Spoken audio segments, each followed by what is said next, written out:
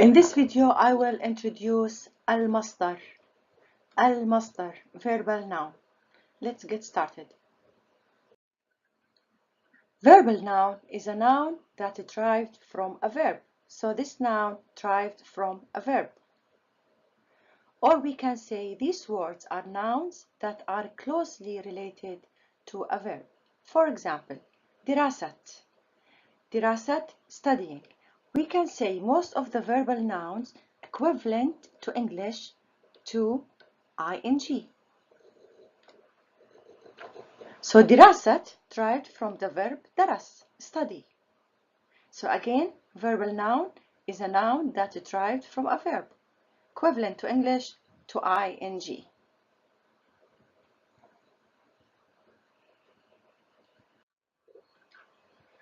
The masdar is usually used after the main verb. Why we use it after the main verb? To give the meaning of the abstract noun. For example, أحب السفر إلى القاهرة. If I say أحب and I stop right there, can you understand what do I like? No. When I add السفر, which is the verbal noun, then you can understand I like traveling to Cairo. So المصدر here, السفر, it's important. Why it's important? It gives the meaning to a main verb.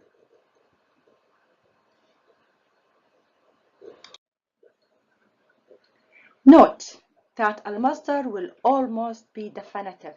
It has to be definitive, either with alif lam or with إضافة. And I hope you did not forget إضافة. If you forgot about إضافة, please go back and study the videos under إضافة, because this is a very important topic. So المصدر has to be definitive, either with alif lam or with إضافة. Let me show you some examples on alif lam. أحب السفر إلى القاهرة. أحب دراسة اللغة العربية. أحب مشاهدة التلفاز. The rule you have to follow, masdar has to be definitive, either with alif lam, which is what we are seeing here. Masdar has alif lam, or al-masdar here is indefinite, but اللغة is definitive. So I'm following إضافة rules. The noun that follows has to be definite. So again, number one here, you can see the verbal noun has alif lam. But these two, I'm following إضافة rules. The noun that follows al-masdar has to have alif lam, which is إضافة rules. So the second one, أحب دراسة اللغة العربية, I'm following إضافة rules. And this one, أحب مشاهدة التلفاز, I'm also following إضافة rules.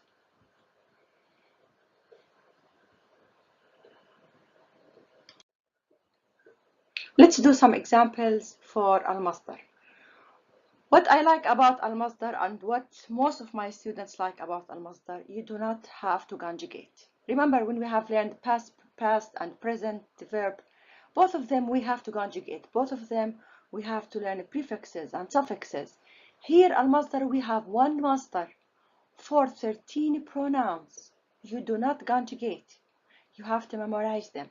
Once you memorize them, you are done. You can use al-masadir, you can use al-masdar without remembering what to prefix, what to suffix.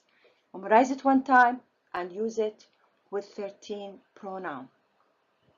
Let's do some examples. ذهب is the verb. الذهاب is المصدر.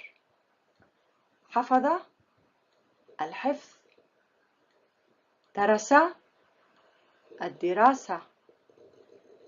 كتب الكتابة.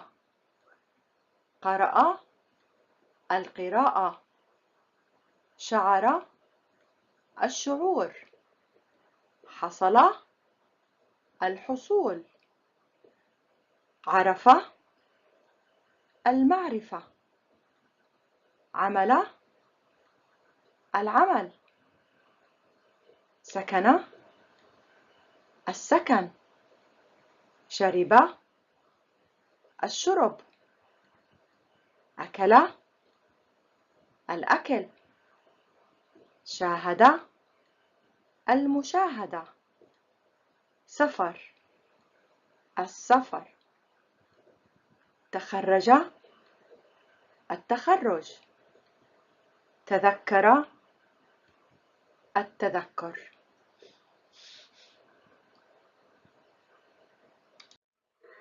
I just like to explain what I just said about Almasdar, verbal noun. I said we do not conjugate Almasdar like present tense and like past tense. We have no prefixes, we have no suffixes. You just memorize it. So I want to give you one example on that. When I say أحب مشاهدة التلفاز, where's Almasdar here? Almasdar here is مشاهدة and the verb is أحب. So I like watching TV.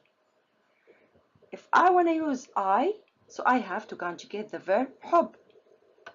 This is the original, this is the root of the verb حب, like or love. So I like أحب مشاهدة التلفاز. Let's change this. أخي, my brother. يحب, so I have to conjugate the verb, the present tense. But المصدر is still the same, مشاهدة. If I say أختي, my sister, I have to conjugate present tense, but المصدر is still the same. So that's why what I said, المصدر, we never conjugate. Memorize it one time, then you can use it with 13 pronouns. You never conjugate as what we did for أحب, يحب, تحب with the present tense. It takes time to memorize them, but step by step, you can memorize some of them now and some of them later on.